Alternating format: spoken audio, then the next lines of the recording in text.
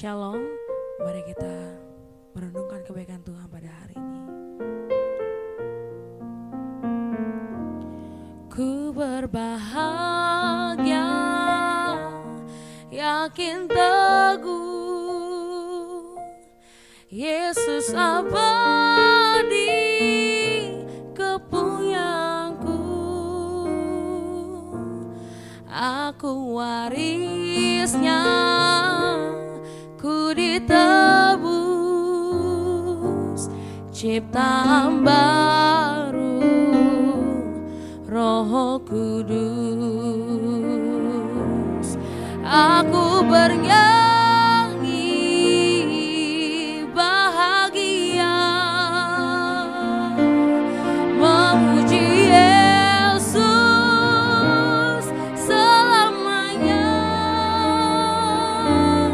Aku bernyanyi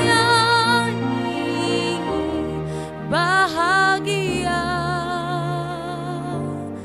memuji Yesus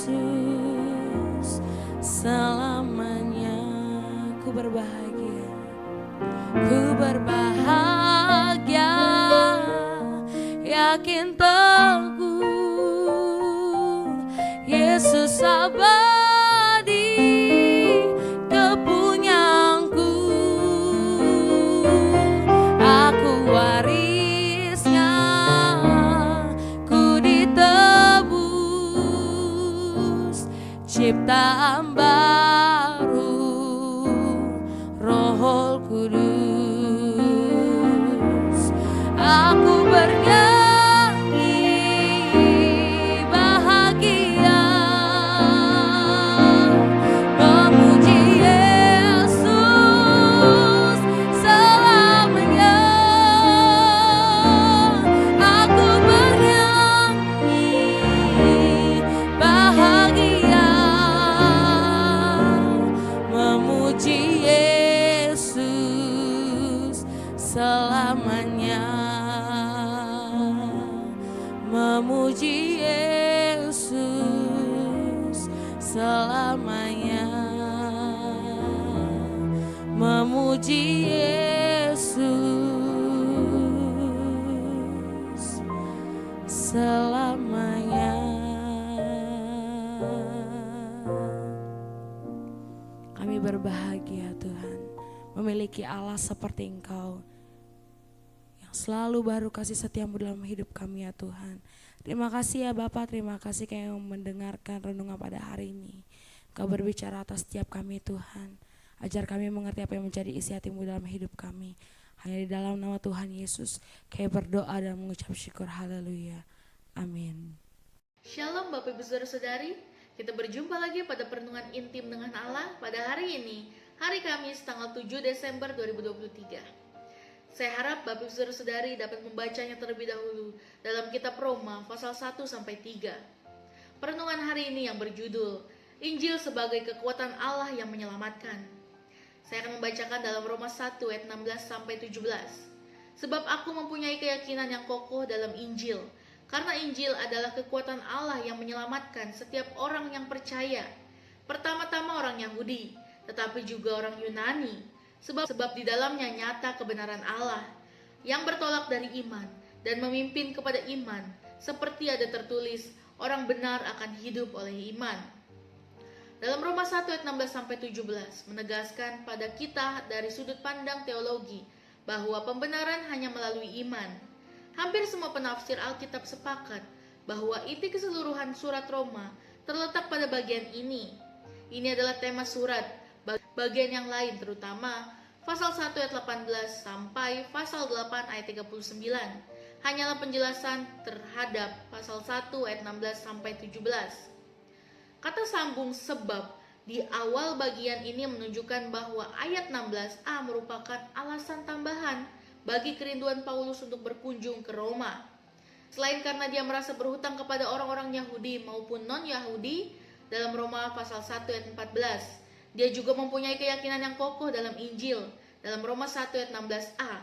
Secara lebih hurufiah, ayat ini berbunyi, sebab aku tidak malu terhadap Injil, yaitu dalam semua versi Inggris. Keyakinan Paulus terhadap Injil langsung diikuti oleh alasan di baliknya. Kata sambung karena pada frasa karena Injil adalah kekuatan Allah yang menyelamatkan, menerangkan mengapa Paulus tidak malu terhadap Injil. Dia meyakini bahwa Injil adalah kekuatan Allah, kekuatan untuk menyelamatkan. Konsep yang sama juga diajarkan oleh Paulus di tempat lain, sebab pemberitaan tentang salib memang adalah kebodohan bagi mereka yang akan binasa. Tetapi bagi kita yang diselamatkan, pemberitaan itu adalah kekuatan Allah. Dalam 1 Korintus 1 ayat 18. Kebenaran ini perlu digarisbawahi. Pemberitaan Injil bukan hanya sebuah informasi maupun inspirasi, melainkan transformasi. Pemberitaan Injil bukan hanya membuat keselamatan menjadi mungkin, melainkan juga mempengaruhi dan menentukan keselamatan orang-orang pilihan. Keselamatan seseorang merupakan bukti bahwa dia adalah orang pilihan dan bahwa Injil mengandung kuasa yang menyelamatkan sebagaimana yang dikatakan oleh Paulus. Dan kami tahu, hai saudara-saudara yang dikasihi Allah, bahwa Ia telah memilih kamu, sebab Injil yang kami beritakan bukan disampaikan kepada kamu dengan kata-kata saja, tetapi juga dengan kekuatan oleh Roh Kudus dan dengan suatu kepastian yang kokoh.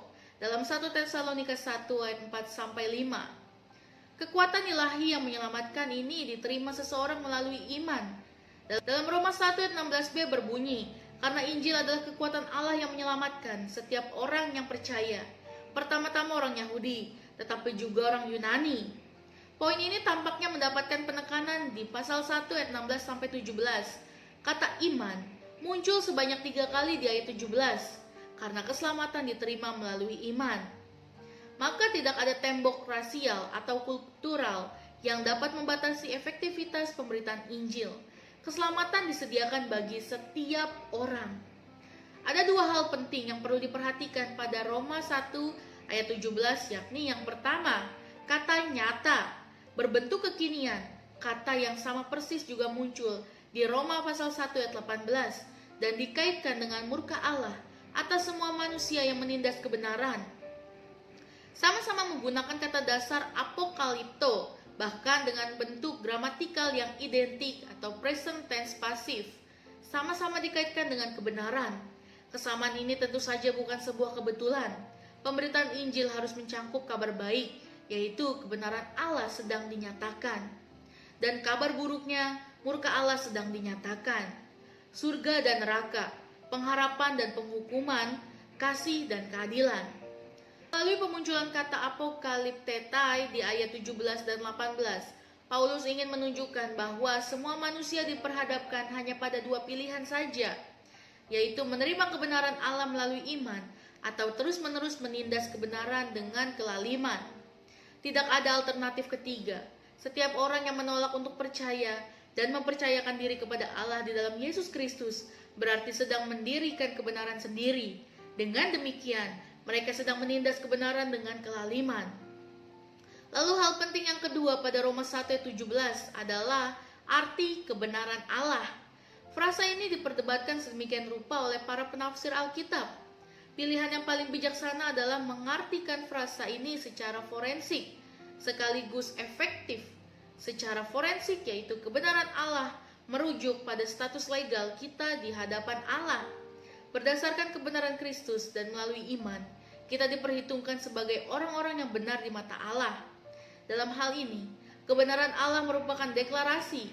Secara efektif, kebenaran Allah lebih mengarah pada tindakan Allah yang membuat seseorang menjadi benar, bukan hanya sebatas status, melainkan perubahan nyata.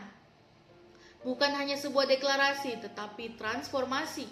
Kebenaran ilahi yang kita terima pada saat percaya kepada Yesus Kristus bukan hanya mengubah status kita dahulu sebagai orang berdosa, tetapi benar-benar membebaskan kita dari dosa. Dalam Roma 6 ayat 7 berkata, sebab siapa yang telah mati, dia telah bebas dari dosa. Memahami kebenaran Allah secara forensik dan efektif berarti mengakui objektivitas dan subjektivitas dari kebenaran tersebut. Secara objektif, kita sudah dianggap benar di mata Allah. Ini terjadi di luar diri kita. Sebuah deklarasi legal. Secara subjektif kita mengalami kekuatan dari kebenaran itu. Ini terjadi di dalam diri kita. Sebuah transformasi nyata. Allah menyediakan keduanya bagi setiap orang yang percaya pada pemberitaan Injil. Refleksi kita pada hari ini, kita diingatkan kembali bahwa Injil itu kekuatan Allah yang menyelamatkan.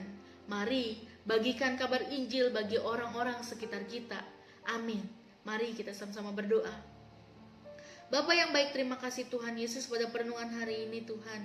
Biarlah firman ini merema di kehidupan kami, dan kami percaya terus Tuhan bahwa Injil-Mu lah sebagai kekuatan Engkau yang dapat menyelamatkan kita semua. Terima kasih Tuhan Yesus, berikan kami semua hikmat-Mu, berikan kami hikmat bagaimana kami memberitakan Injil, agar banyak orang-orang yang berdosa selamat akan kehidupan yang kekal di hadapan-Mu. Terima kasih Tuhan Yesus, di dalam nama Tuhan Yesus, haleluya, amin.